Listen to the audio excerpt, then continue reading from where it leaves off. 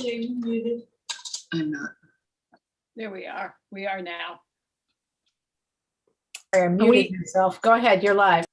All right, thank you. This is the conference committee on the 2022 budget, and we are coming back to see if we can begin to close out the final sections. And the last thing that we have two things, one of which was finalizing H-159, and that language will go into, we had talked about that, will go into the budget because that bill will never make it through passage between now and when we need to adjourn.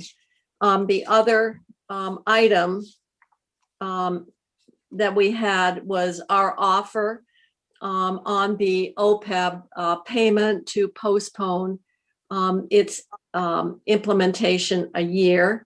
And the House was taking that offer under advisement, and I'm sure has a response for us at this point.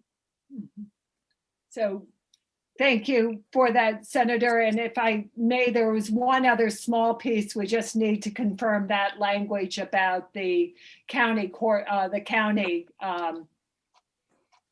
Oh, yes. offering the assistance of the that administration. Jen Carby just Yeah. wrote. So that's in people's mailboxes. It doesn't have the softening language, but honestly, at this point, it does the trick. And I haven't talked to my fellow conferees, but folks may want to read that. Yeah. Well, I think it basically is laying out that this money comes with obligations and you have to meet requirements. So it isn't soft, but it's laying out the fact that this is not money that when you're dealing with federal funding sources, you want to not treat with a great deal of fiscal integrity and make sure it's permissible. Yeah. I think the latest version did have that softening language in it. I don't know whether I'll forward this to Teresa. It says use of the ARPA fund is subject to strict. Yeah, that was the language that Representative Hooper had proposed, I think. And This is from Jen Carby. Well, I tried to copy a sentence that you put in an email. Maybe it wasn't very soft. It was a mild. We added that sentence in. Steve, there's no attachment. I just sent it to the chairs and I just sent it to Teresa. There's no attachment. No attachment. Oh, I'm going to shoot myself. Okay, hold on. Let me find it again. We really need to get done because everybody is way too tired. Yeah.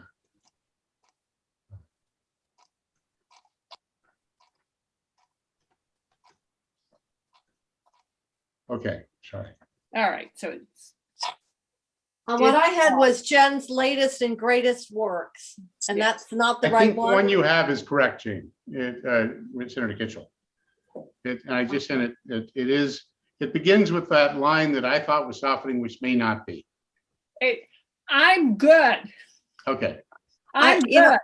Okay. At this point, we might as well make, it's just stating the fact why there's necessary involvement. So Okay. I'm fine with it if everybody's had a chance to look at it. And it just talks about, the appropriation would be, if it's reverted, would be subject to appropriation in the budget adjustment process. I'm which is what we sorry, I don't know what address mine got sent to, but I don't have anything. I just forwarded it just now. Oh, I just got it. Thank you.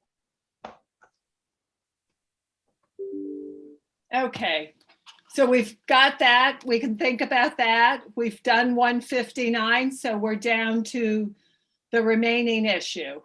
Yes. Yeah. So thank you, senators, for your offer. I suspect that you will not be surprised that we don't think that we cannot accept what you have proposed. I have a counter proposal that I'd like to offer you, but I just for a moment I'd like to acknowledge what sometimes maybe those of us know in the State House, but I want to say to the world, the Senate talked about the deep importance of the work that the budget does, particularly for people who are, for children, for elderly, for people who are suffering. And what I wanted to acknowledge, because sometimes it's not widely known, is that in fact, this has been Senator Kitchell's life work well before you were with us in the Senate. You have dedicated your life to this. And similarly, Senator Sears, I know that it has also been your life work too. I know that we all care deeply about it, but I just wanted to point out that we appreciate the passion. Senator Westman, I don't know your background as well, but I just do know about Senators Sears and Kitchell. I think I may have been on a transport duty to a facility that Senator Sears was working in about 30 years ago, or 35 years ago. So, and just trying to tie that all together. These are terribly important obligations that we have to Vermonters and that you are trying to stand up for. I am sorry that we cannot accept your proposal. And our counter proposal is along the lines of something that we have informally talked about. An earlier conversation was that maybe we would pair this transfer of the OPEB spending beginning of the pre-funding of OPEB and the education fund. We talked about pairing that with transferring the bank franchise tax, and that was thought not to be sufficient.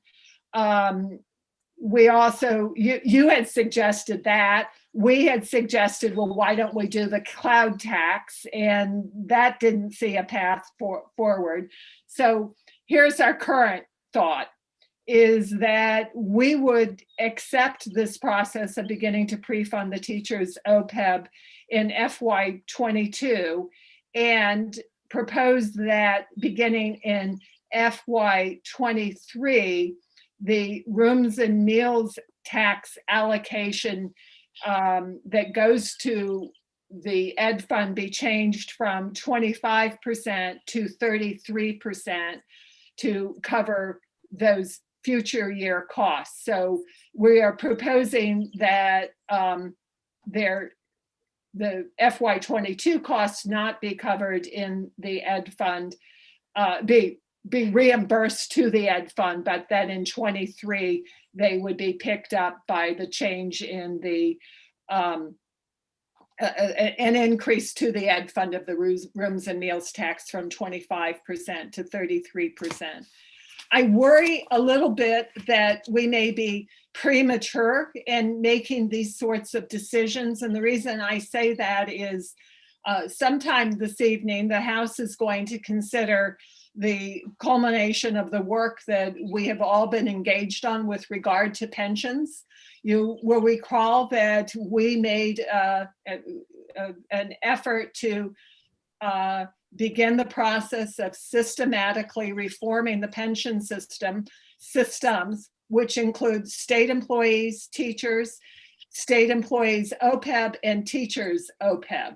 That was the task that we set ourselves and we attempted to accomplish. We have set aside $150 million in the budget to facilitate that task. We didn't get it over. The reform of the system is an ongoing process, and in H449, we're creating a way to engage, to understand it, to engage Vermonters, to bring everybody to an understanding of what we need to be doing to reform these systems, to take care of them.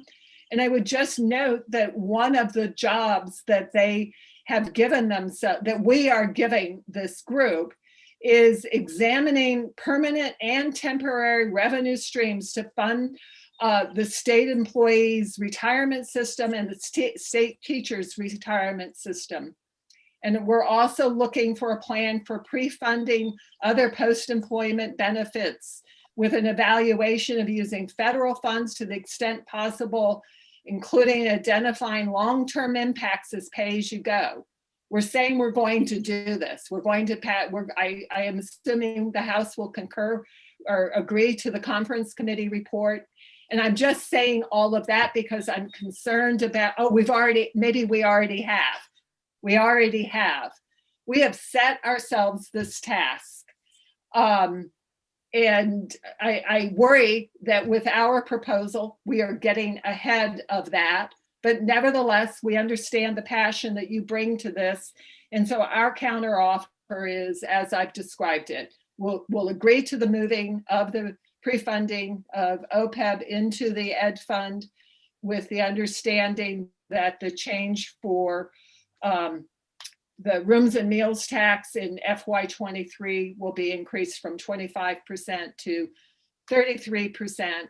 Having said all of that, we're talking about tax issues, and as we speak, our Ways and Means Committee is considering this proposal and would put the increase of the rooms and meals tax, as I've described it, into their miscellaneous tax bill. They are amending it or considering it and will amend it accordingly. Thank you. I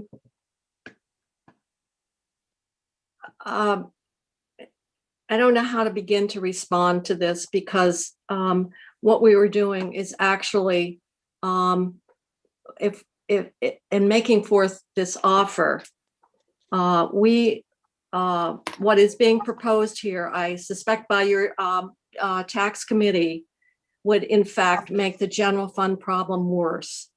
They're asking for a greater percentage of revenues that flow into the general fund.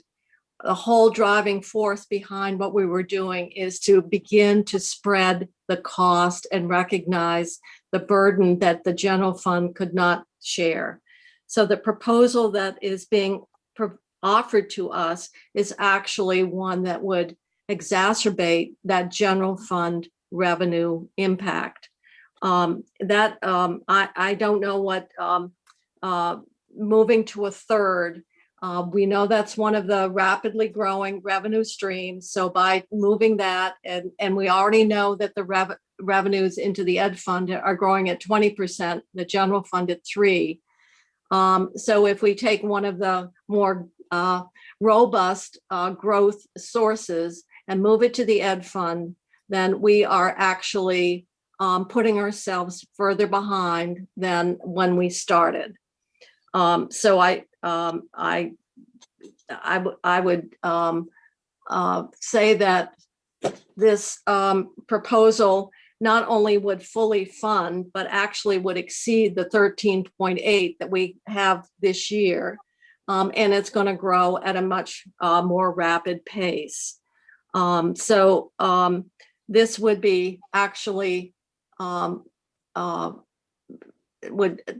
be putting ourselves in a worse position than doing nothing. And part of it is why is if the argument is we've given this assignment to look at revenue sources, and I guess that's what we're really saying is where what is here is, yes, we'll pick it up by the Ed Fund, but not only will we make the Ed Fund whole, but we will also actually throw in a little extra to go with it. And that's, I'm just having a very difficult response to this because it obviously is, it's moving us further apart than trying to come to something that is in the middle. If you want to go back, and I suppose the argument in one breath is it's getting ahead of it, of that process and looking at those revenue sources. This isn't looking at a revenue source. or how we can meet it. It's just basically cannibalizing more general fund. So I will leave it up to my colleagues to see if they see this offer differently than I do. But I see that this would be negotiating against ourselves to even consider it. I totally agree with Senator Kitchell. And my concern doesn't change at all. That I understand where the House is coming from, but I also understand where the governor, the treasurer, even the bond rating agencies are coming from. I think we have a daunting task in front of us that Representative Hooper raised regarding pensions. This is only the beginning. And if this is difficult, I wonder how we will ever solve that problem next year. So I think trading, more tax money into the ed fund doesn't solve the problem. I would agree with Senator Kitchen, but I appreciate the effort to come back with a counter proposal. And I obviously know that this offer must have been, it's coming from more than the Appropriations Committee, because it involves a willingness to divert more general fund into the ed fund, which has been one of our biggest concerns is what is happening within these different revenue streams. And the somehow the perception that the general fund is fat and happy and able to absorb so much more, or that's the answer. And I think our concern is experience shows the answer is it's having a very a significant impact in key areas of government services for the people who need it the most. And so we had hoped that we could view this in a more shared way. This obviously isn't the case. If you want to go back, we'll split the difference. And if you want to give 4%, then that's the counter offer. Reduce the increase by 4%, bring it To to 4%, Oh, 4% increase. okay, a 4% increase. So from 25 to 29%. And I, at some point, we are turning ourselves inside out. If even at this is going to mean a reduction in general fund. Therefore, what does state government do? We say, you're going to have to achieve savings. You're going to have to hold vacancies. You're going to have to reduce operating costs, et cetera. That is, or you're not going to, or you're going to stagnate appropriations, which with inflation is essentially, as we know, decreases. So we know that even at 4%, that is going to have a detrimental impact on what we're able to do in terms of general fund. And so all I can say is anyone who is looking to the general fund because they want an increase, they feel government should be doing more, will be sadly disappointed because we're going to be in a very constrained, what is so difficult is so much money is floating around here, but it's only one time and our base is still the base and it is so anemic. And that's why mental health, right here, that you gave 2, we are proposing 3. They said, please, in light of past times with no money, we need 5. Well, we're telling them, you don't get 5. You may not even get 3. You might just get 2. So I just need to have people understand that this is a zero-sum game and it comes out somewhere. And our concern is it's coming out on the general fund side, on the very programs that people expect and then publicly criticize because they aren't able to deliver the quality or the timeliness of services that they want. And I don't think having a shared responsibility for an education-related expense under our education fund is unrealistic. But I'm willing to offer a 4% increase of the rooms and meals. Do I don't Because see you, people but I may- hear you. I would, Can I just I make would, clear that Yes. 4%, it's not a 4% increase in the rooms and meals. It's a No. 4% increase. People might get confused here. Yes. It's a 4% increase in what would be given to the Yes. ed fund It from is, the it is booth. taking money away from the general fund to move to the education fund. So that, Right.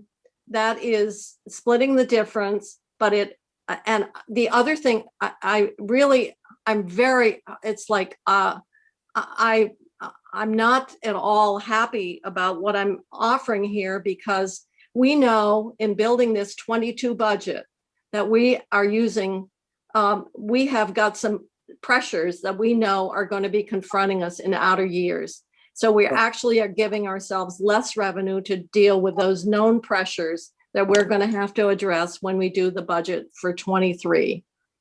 can I, So Senator Westman, I can hear Marty. your voice, but I can't see you. well, I'm here. Okay. My other worry in this is, and I wholeheartedly appreciate the House coming back with some sort of a proposal in moving in this. I think, it's such an important discussion. The other problem is, and we have heard this, is if it does affect our bond rating, that bond rating, the bulk of any negative bond rating that would happen in the future would fall on the general fund. Well, it will fall on municipalities too, when they go out. I mean, all of those entities that bond would be affected and would be more costly. But that's just another collateral impact. So we have Representative Hooper hand up. Yeah, thank you. To the issue of the bond rating, remember that we were very happy this year, just a little over a month ago, to maintain our current status despite the pressures we are seeing. And I believe that the bonding authorities or the people who advise them looked seriously at the work that the House was doing at the time with regard to pension reform.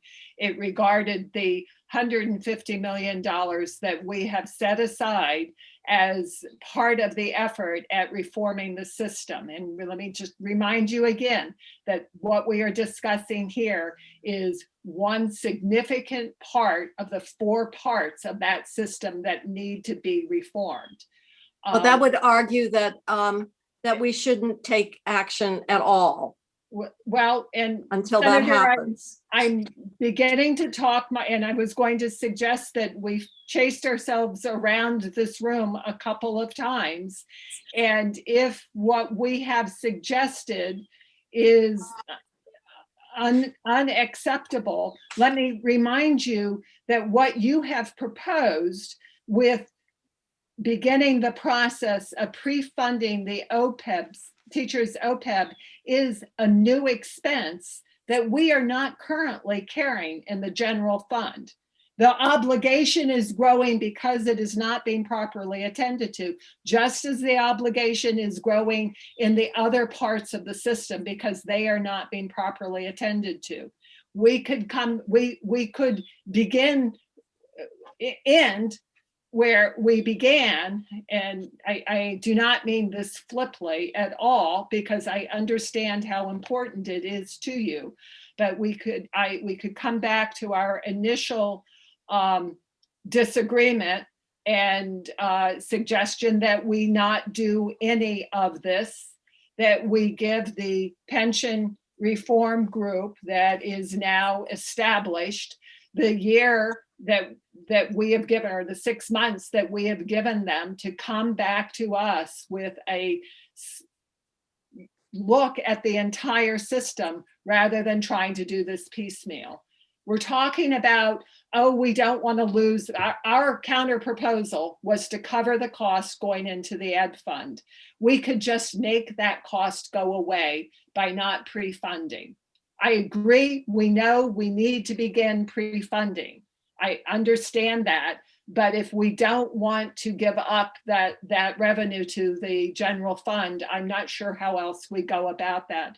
And just finally, we are in a time of such enormous flux right now.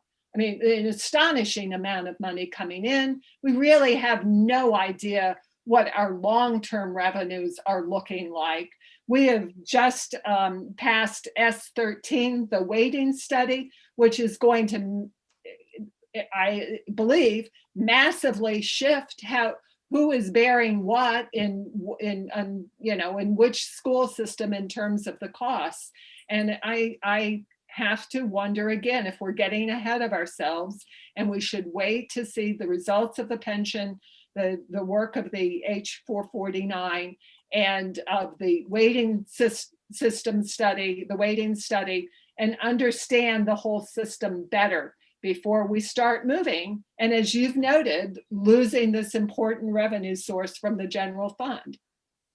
Well, I would say that we do have a warning from the rating agencies that if there becomes, the quote is, an inability to prudently manage the long-term liability burden in the context of modest growth expectations from the economic base, that they would consider a revision of the rating.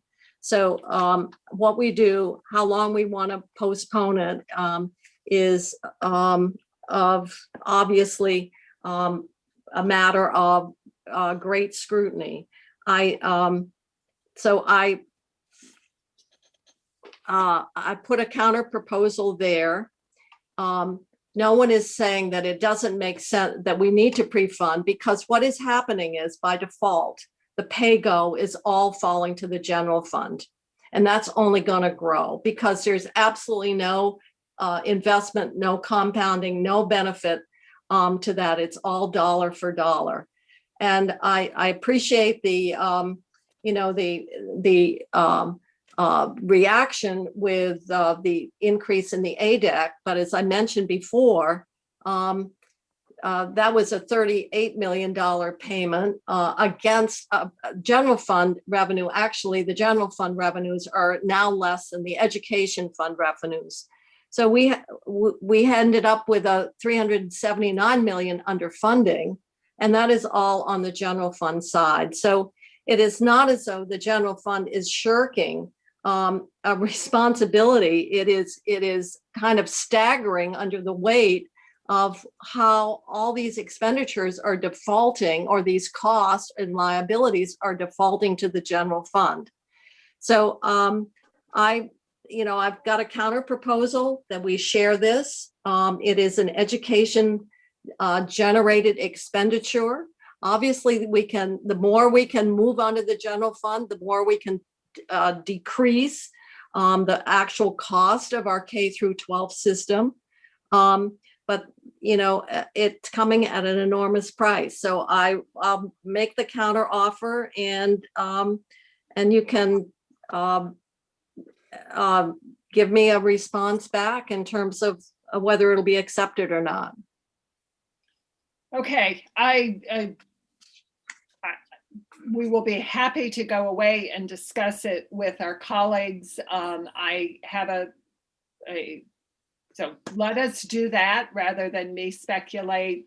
As you know, we attempt to be extremely collaborative in our approach, and I'm not about to make a decision here. So let us adjourn. So and I'll just summarize what is being offered from our perspective is not only is it making totally covering the cost, but actually it is benefiting the education fund out into the future because it's a growing revenue stream.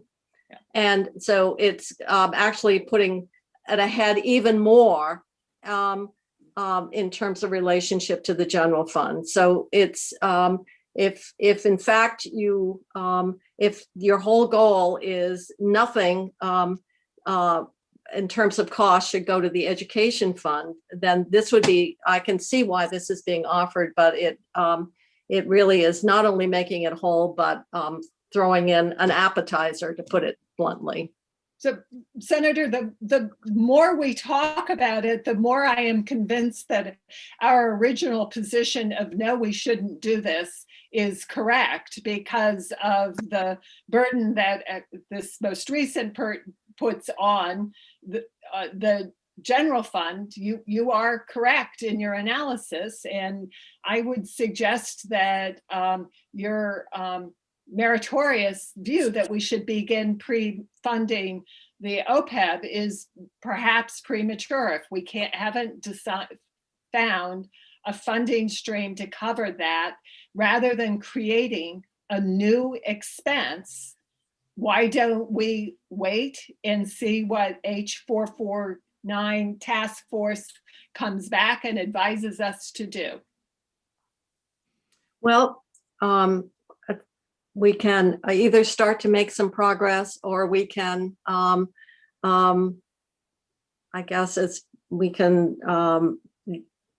as the proverbial statement is, do like we always often do, and that is defer and study. So I think we've said everything that we need to say at this point. The question really becomes one of, for us, if we were trying to do something that we thought made sense in terms of the fiscal health, recognizing a cost, a new cost, and allocating that cost to where it's being generated and where there is a defined funding source to support it is not timely, then I'm not sure when the time would be right. But our other concern is not to actually set ourselves and worse off in terms of the general fund condition. And I will say, the longer we go with PAYGO, all of that burden is falling on the general fund.